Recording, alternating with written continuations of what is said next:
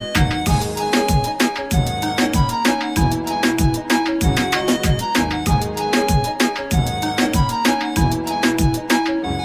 Last episode में हमने देखा था कि लूशियन रोल इस आदमी के ट्रैप में फंस के किसी दूसरी जगह पे पहुंच चुके थे, जहां पे इन्हें बाकियों का ऑरा बिल्कुल भी फील नहीं होता। तब ये आदमी अब हंसते हुए कहता है कि चलो पहली ही बार में दो शिकार फंस चुके हैं। जिस पर जरा ये मोनिची कहता है कि पहले शैंक फैमिली तो और अब उसकी ये पूरी रेस्क्यू टीम एक एक करके सभी के सभी यहीं पे मरने वाले हैं। उस गार्डियन सेक्रेटरी डीन को बहुत ही शौक है हमारे से लोग ही ऊपर बाउंटी रखने का। अब मैं भी देखता हूँ कि इनके खत्म हो जाने के बाद आखिर कौन हमारे ऊपर रिवॉर्ड रखता है और कौन हमारे बाउंटी को एक्सेप्ट करता है। डीन था कि अब तो तुम खून के आंसू रोने वाले हो। और फिर मोनिजी कहता है कि चलो सारे डिसाइबल अब अलग अलग हो चुके हैं, इसलिए अब सारे लोग इस हंटिंग बैटल को शुरू करो। तब इतना सुनते मोनिजी के साथ साथ यहाँ पे जितने भी लोग थे वो सारे ही डिसअपेयर हो जाते हैं। जिस पर अब इधर हम लूशियन और रोली को देखते जो बहुत ही फास्टली यहाँ से निकलने की कोशिश कर रहे थे। तब रोली कहती कि लगता है ये उन्हीं का प्लान था हमें अलग अलग करना।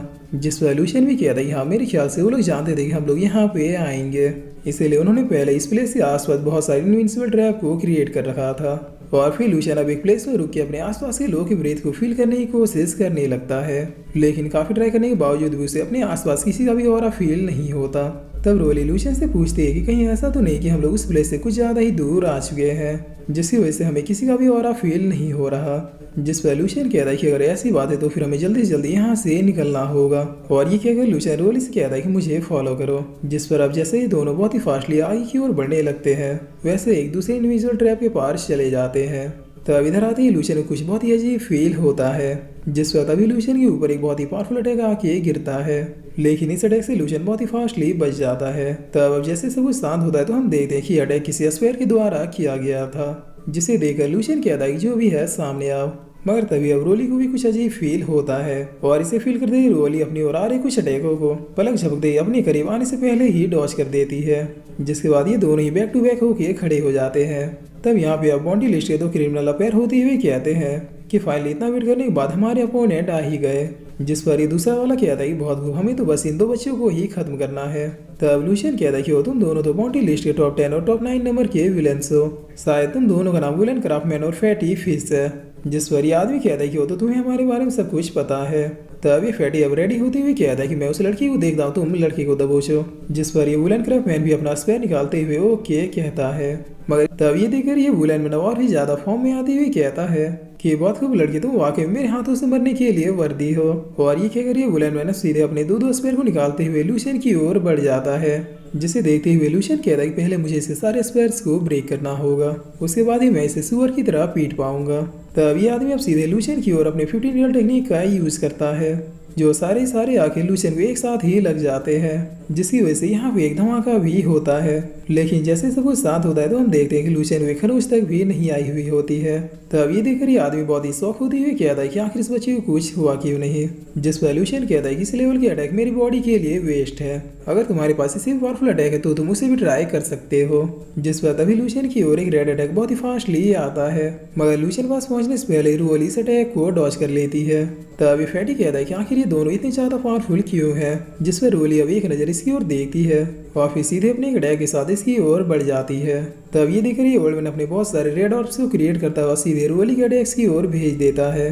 जिस पर रोली अपने स्वॉर्ड को ऊपर की ओर करते हुए अपने स्वॉर्ड फोर्स का यूज करती है। तब रोली कैसा करते हैं यहाँ पे एक बहुत ही पावरफुल एनर्जी रिलीज होती है, जिसमें ये फैटमैन का अटैक कहाँ पे मिल जाता है किसी को भी पता नहीं चलता। तब ये फैटमैन बहुत ही डरते हुए कहता है कि आखिर उस मोनिजी के बच्चे ने हमें यहीं पे क्यों भेजा, ये लड़की तो उस लीदों को शेंग फेंक से भी ज्यादा डरावनी है।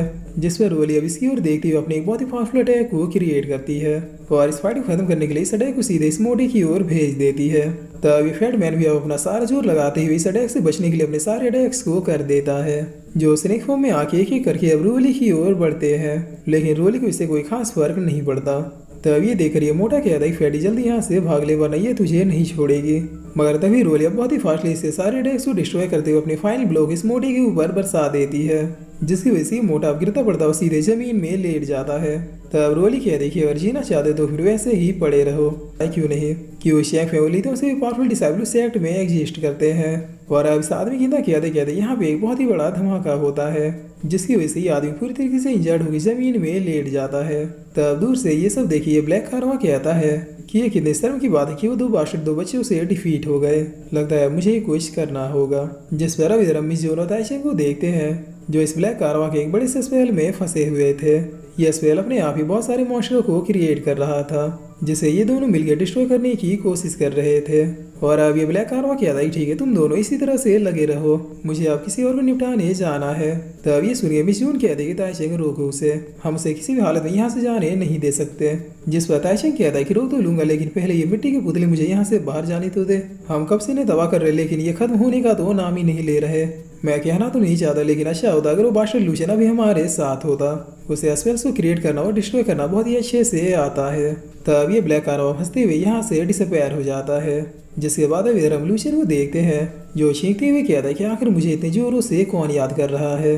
और फिर लूशियन अब इन दोनों से कहता है कि चलो फटाफट अपना मुंह खोलो, बताओ मुझे कि आखिर तुम लोगों ने सीने फैंग और लीतों के साथ क्या किया। और फिर इसी के साथ ये एपिसोड यहीं पे खत्म होता है।